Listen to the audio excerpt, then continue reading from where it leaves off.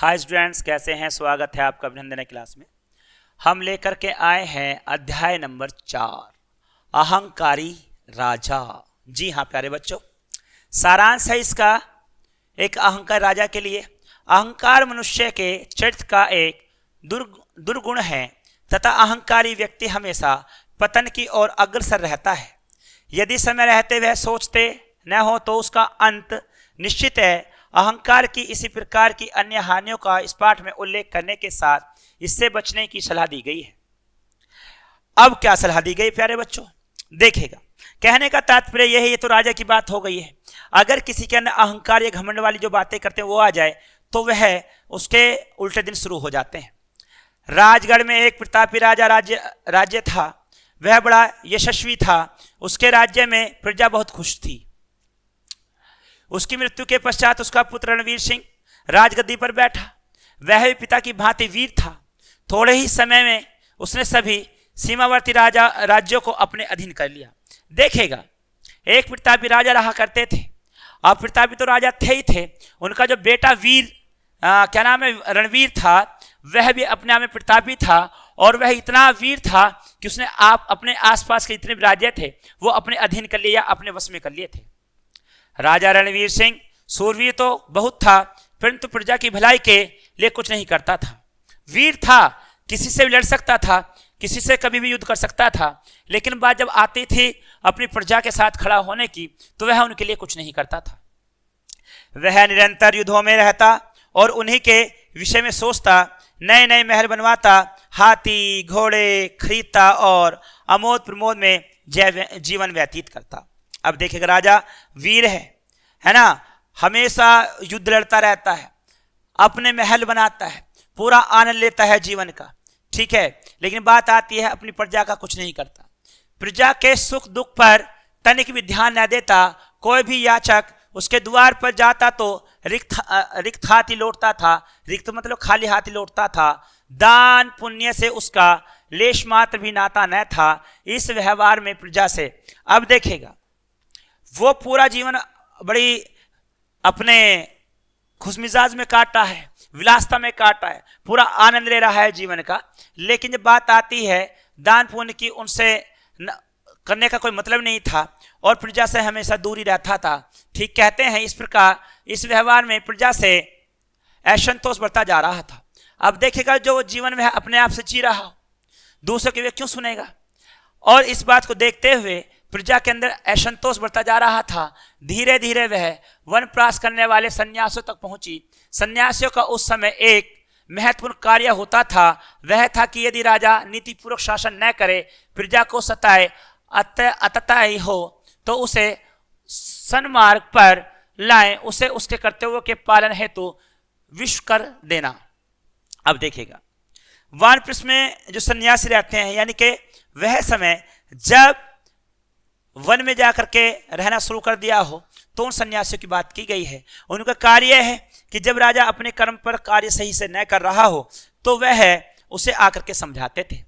सन्यासियों ने जाकर राजा को समझाया, उसे उसके कर्तव्य की याद दिलाई, परंतु राजा तो अहंकारी था।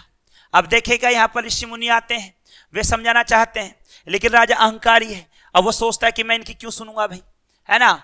बोला, आप लोग कहते हैं कि दान पुण्य से स्वर्ग मिलता है, तो बताइए कि हमारे पड़ोसी राजा जिनका हाल में निर्धन हुआ है, वे स्वर्ग में है या नरक में है। बहुत बढ़िया, बड़ा अच्छा क्वेश्चन करने लगा। कहने लगा कि सन्यासी ने आकर कहा कि आप दान पुण्य का काम क्या करें, आपको स्वर्ग मिलेगा। अब वो कहता कि जो हमारे पड़ोसी राजा हैं, अभी हाल ही में वो उनका स्वर्गवास हुआ है, अब ये बताइए वो इस समय स्वर्ग में है या नरक में है। वे तो अवश्य ही स्वर्ग में सुख भोग रहे होंगे। वे तो हमेशा दान पुण्य को अपने जीवन का अंग मानते हैं। आज भी प्रजा उनकी याद में आंसू बहाती है। सन्यासी ने उत्तर दिया, ठीक है, आप में से जो यश शरीर स्वर्ग जा सकते हैं वे वहां जाकर देखें, तभी मैं विश्वास करूंगा। राजा की बाला नहीं बोला होता है। राजा की बात सुनकर सन्यासी अत्यंत दुखी हुए। वे वहां से तपोवन अपने गुरु के पास गए और उन्हें संपूर्ण वृत्तांत कह सुनाया। अब राजा जो है, इन सन्यासी की बात सुनकर के उनके मन में विचार आए, तो वे जो उनके खुद के गुरु हैं उनके पास पहुंच जाते हैं कि कम से कम जाकर इस विषय में बात करता हूं। राजा के घोर अहंकार के विषय में जानकर गुरु जी को बहुत क्षोभ हुआ, यानी कि उन्हें दुख हुआ। उन्होंने देखा कि यार मेरा तो शिष्य ही इतना अहंकारी हो गया है। अब जब उन्होंने देखा कि यह अहंकार से भरा पड़ा है तो उन्हें दुख होने लगा। वे तुरंत सन्यासियों के साथ राज दरबार की ओर चल दिए और वे भी उठे वहां से, और वो सन्यासी जहां राज दरबार की तरफ थे वो भी उनकी तरफ उन्होंने कूच किया, उनसे मिलने का काम किया। राज दरबार के बाहर उपवन में उन्हें 2 राजकुमार खेलते हुए मिले। वे सन्यासियों का मजाक उड़ाने लगे, परंतु सन्यासियों ने उन पर कोई ध्यान न दिया। उन्होंने सन्यासियों का मार्ग रोक लिया। एक सन्यासी ने उन्हें शाप का भय दिखाया तो वे डरकर भाग गए। अब देखिएगा, जो वहां 2 राजकुमार थे वे क्या कर रहे हैं, वहां ऋषि मुनियों की जो है मजाक बना रहे हैं, है ना। अब मजाक बना रहे थे। जब वहां पर ऋषि मुनियों ने सोचा कि इनको डराया जाए थोड़ा सा, तो उन्होंने कहा हम तुम्हें शाप दे देंगे। जैसे ही उन्होंने सुना वे वहां से भाग गए। दरबार में जाकर गुरुजी ने देखा राजा अहंकार पूर्ण मुद्रा में सिंहासन पर विराजमान था। उसने गुरुजी को देखकर भी अनुभव कर लिया। इस पर गुरुजी को क्रोध आया। गुरुजी ने अपने कमंडल में से लेकर राजा की ओर छिड़कते हुए कहा, तू उनका अपमान करता है जो तुझे भलाई के मार्ग पर लाना चाहते हैं। जो राजा प्रजा पालन में उचित भाव नहीं रखता, गरीबों असहायों का रक्षक नहीं होता, उस राजा को अपनी करनी का फल अवश्य ही भोगना पड़ेगा। अब तू पड़ोसी राजाओं की चिंता छोड़ और स्वयं को नरक की अग्नि में जलता देख। और यह कह राजा बुढ़ापे का जर्जर शरीर की हिपाकर नरक की अग्नि में जलने लगा। उसकी पीठ पर यमदूत कोड़े बरसाने लगे। सहसा गुरुजी उसके सामने प्रकट हुए। वे गुरुजी से प्रार्थना करने लगा कि वे उसे क्षमा करें और इस नरक की आग से निकाल दें। गुरुजी ने अपने कमंडल से जल लेकर उस पर छिड़का तो वह अपनी पूर्व स्थिति में आ गया। उसने गुरुजी के पैर पकड़कर क्षमा मांगी और सभी सन्यासियों की ओर हाथ जोड़कर प्रार्थना भरे स्वर में बोला, आप जैसा चाहेंगे मैं वैसा ही करूंगा। अब देखिएगा, गुरुजी आए।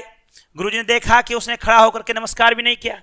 वह अहंकार में इतना चूर था, वह घमंड में मरा जा रहा था, तो उसने कुछ नहीं किया। बस उसने क्या काम किया, अब जब उन्होंने देखा तो गुरुजी नाराज हो गए और उन्होंने अपने कमंडल से जो जल लिया और जल के जो छींटे शाप के रूप में मारे, तो राजा को दिखाई दिया सब कुछ कि ये कैसे नरक ज्वाला है। उस दिन से राजा ने अपनी जीवन शैली बदल दी। वह प्रजा की भलाई में ही रहने लगा। दिन दुखियों के लिए उसने राजकोष खोल दिए, विद्यालय, अस्पताल तथा धर्मशाला बनवाने लगा था। पक्की सड़कों पर कुएं की भरपूर व्यवस्था में जुट गया था। प्रजा भी अब उसे अपना हित चिंतक मानने लगी थी। इसी के साथ में ये कहानी यहाँ पर ख़त्म होती है और इस कहानी से हमें सीख मिलती है कि हमें जीवन में अच्छे अच्छे परोपकार करने चाहिए और हम कितने ही बड़े बन जाएं, हमें कभी भी घमंड नहीं करना चाहिए, क्योंकि अहंकारी व्यक्ति बहुत जल्द नष्ट हो जाता है अपने अहंकार से। तो प्यारे बच्चों, हम करते हैं यहाँ पर शब्द अर्थ। प्रतापी, वीर या तेजस्वी, यशस्वी जिसकी प्रसिद्ध चारों ओर फैली हो, समीपवर्ती निकट के अधीन करना, वश में करना, याचक मांगने वाला, जरूरतमंद रिक्त या खाली, लेशमात तनिक भी, असंतोष, व्याकुलता, वानप्रस्थ वन में रहना, नीतिपूर्वक सभी प्रकार से उचित, अतताई सताने वाला, सन्मार्ग, सही रास्ता, विवश, मजबूर। तो प्यारे बच्चों, इसी के साथ ये कहानी यहाँ पर खत्म होती है और आपने इससे क्या सीखा कि कभी भी हमें अहंकार नहीं करना चाहिए। अहंकार का अंत बहुत जल्दी होता है और उसके साथ में बुरे समय में कोई साथ खड़ा नहीं होता। तो प्यारे बच्चों, हम लेते हैं आपसे विदा, मिलते हैं अगले अध्याय में। तब तक के लिए गुड डे, गुड लक।